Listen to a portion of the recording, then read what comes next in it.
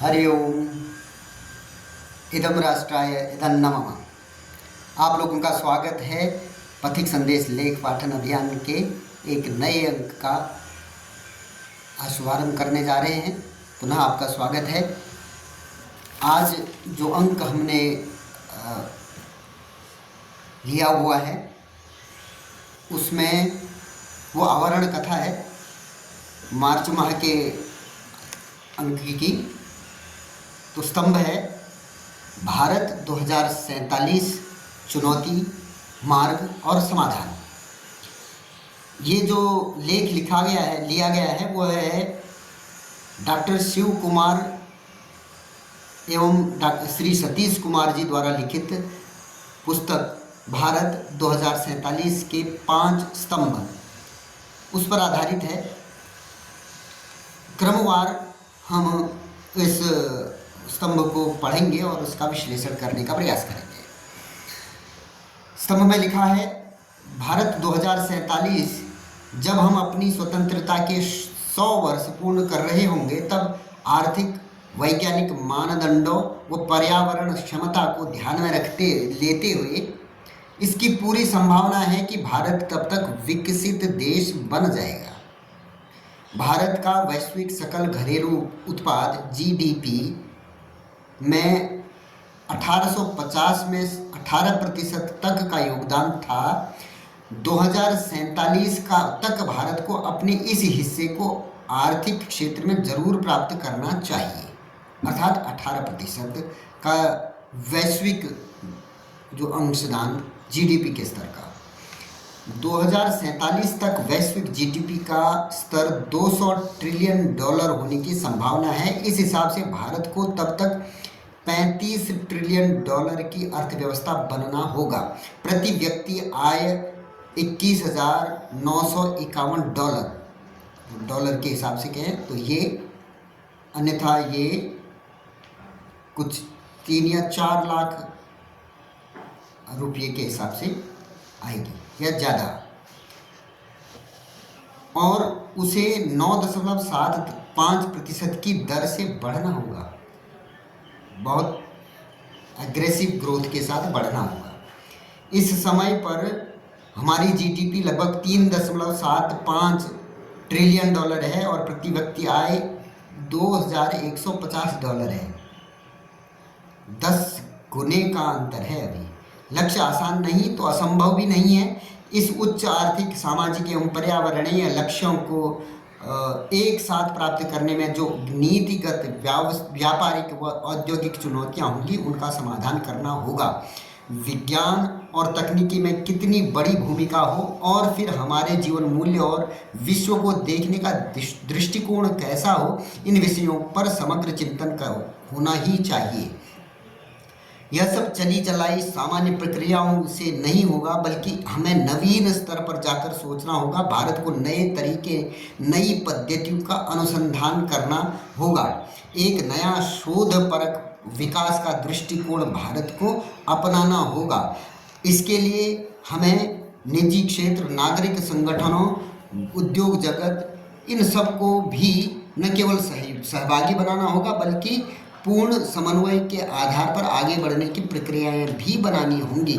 देश में इन विषयों पर 2-3 वर्ष पूर्व ही चर्चा आरंभ हो चुकी है।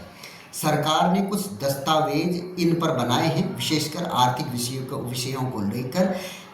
यह स्वाभाविक है कि सरकारों का चिंतन प्रमुख रूप से आर्थिक दिशा में रहता है, किंतु समग्र चिंतन तो समाज को ही करना होगा। सरकारें अपना चिंतन करती हैं, ठीक है, परंतु वास्तव में ये चिंतन समाज का होगा, तब हम एक विकसित समाज की कल्पना कर पाएंगे और वो हम वास्तव में ले पाएंगे। क्योंकि हम जिस प्रजातंत्र में रहते हैं उस प्रजातंत्र में पूरी संभावना है कि हर 5 वर्ष में नए शासकों का चयन हो जाए और उनकी प्राथमिकताएं और उनके विचार पूर्ववर्ती सरकारों से भिन्न हो सकते हैं, जिससे गति पर अवरोध या इस पर असर पड़ सकता है। तो कुल मिलाकर सोचना किसे है? सबने सोचना है, सबका योगदान होना है। तो प्रधानमंत्री श्री नरेंद्र मोदी ने 2 वर्ष पूर्व लाल किले से अपने संबोधन में कहा था कि अपना भारत आगामी 25-30 वर्षों में कैसा हो, इसके लिए सारे देश को आह्वान किया था। भारत को विदेशियों से अपनी रक्षा के लिए ही संघर्ष में 700-800 वर्ष लगाने पड़े। ऐसी स्थिति में हम अपने विश्व नेतृत्वकर्ता की भूमिका को भी भूल गए, किंतु अब जब हम फिर से इस दिशा में बढ़ रहे हैं तो हमें इस प्रकार का पुनः प्रेरक प्रतिमान गढ़ना होगा जो विश्व को भी प्रेरणा दे सके और भारत को भी एक विकसित, संपन्न, पूर्ण रोजगार युक्त देश बना सके, जो पर्यावरण हितैषी हो तो हो ही, साथ ही उच्च जीवन मूल्यों के साथ अपने अभ्युदय व निश्रेयस को भी प्राप्त कर सके। हमारा विकास न केवल धारण क्षम व हमें सुख प्रसन्नता देने वाला होना चाहिए, बल्कि वह पर्यावरण का सर्वथा हितैषी भी चाहिए। भारत को अपना लक्ष्य तय करते समय वैश्विक परिप्रेक्ष्य के साथ साथ मानव जाति का भी चिंतन करना होगा, और फिर केवल मानव जाति का ही नहीं बल्कि समग्र जीव जंतुओं, प्रकृति का भी ध्यान रखना होगा।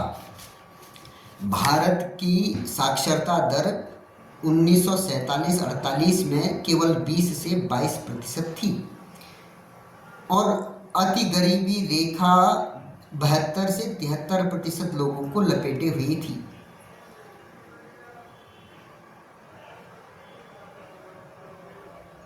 आज हम 90% से अधिक की साक्षरता दर के साथ शिक्षा और विज्ञान के क्षेत्र में कई ऊंचाइयों को छू रहे हैं। अति गरीबी रेखा 12% के से नीचे आ गई है।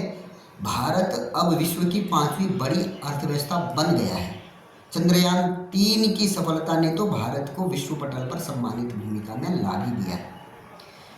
वर्ष 1951-52 में हम अपने लोगों का पेट भी ठीक से नहीं भर पा रहे थे।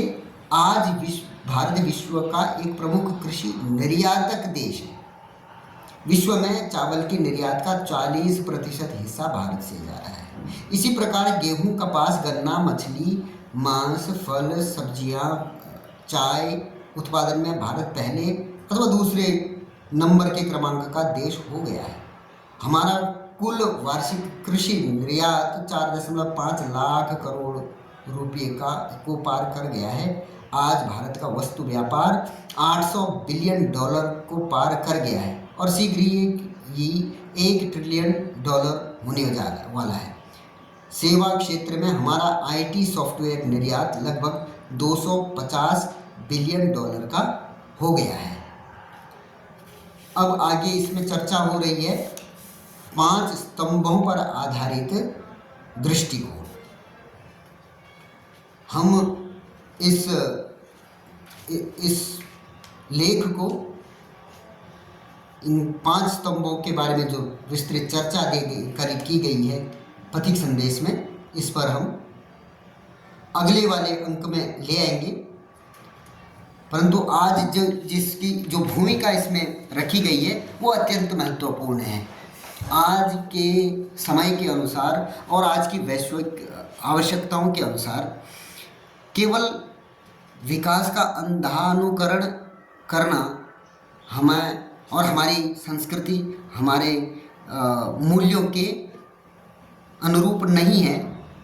जिस तरीके का विकास पश्चिमी जगत के नेतृत्व में पिछले 500 सालों में हुआ है वह अत्यंत असंतुलनकारी है, न केवल मानव सभ्यता के लिए वरन इस भूभाग, इस पूरे भूमंडल पर रहने वाले संपूर्ण जीवों के लिए, यहाँ की पारिस्थिति के लिए, यहाँ के पर्यावरण के लिए वो बहुत अच्छा सुखद विकास का अनुभव नहीं रहा।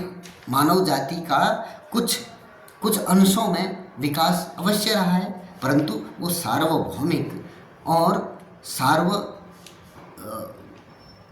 सुख प्रदान करने वाला ऐसा विकास नहीं रहा है। परंतु जब हम इस बात की चर्चा कर रहे हैं कि आने वाले समय में भारत की भूमिका यदि स्पष्टतया महत्वपूर्ण बनने वाली है तो हमारा क्या रोड मैप हो सकता है, उसके संबंध में निश्चित रूप से जो बातें आ रही हैं उसमें सबका योगदान रहना है, प्रत्येक मनुष्य का योगदान रहना है, क्योंकि हमारी जो संस्कृति है वो सर्वजन सुखाय सर्वजन हिताय की है, जिसमें हम वनस्पतियों से लेकर पशु पक्षियों तक का के लिए भी व्यवस्था करने का, और व्यवस्था नहीं परंतु उनको साथ में ले चलने का हमारा पुराना अनुभव भी रहा है और हमारी संस्कृति का हिस्सा भी रहा है। तो इसीलिए इस लेख में पर्यावरण के साथ सामंजस्य बनाते हुए अब की स्थिति से 10 गुना ज़्यादा जो आज है, 3.5 ट्रिलियन डॉलर की हमारी अर्थव्यवस्था आज के दिन में है। आज से 1947 तक 2047 तक पहुँचते पहुँचते इसका 10 गुना हमने विकास करना है, परंतु वो विकास अंधा विकास नहीं हो, इसकी चेतावनी भी ये लेख दे रहा है। और इसके लिए क्या क्या समाधान हो सकते हैं, क्या क्या स्तंभ हो सकते हैं, उन पर चर्चा कर रहा है। ये जो 5 स्तंभ इसमें इस लेख में दिए गए हैं, इस पर हम क्रमवार कल या अगले जो भी हमारा अंक आएगा उस पर चर्चा करेंगे। तब तक के लिए बहुत बहुत धन्यवाद। जय श्री राम।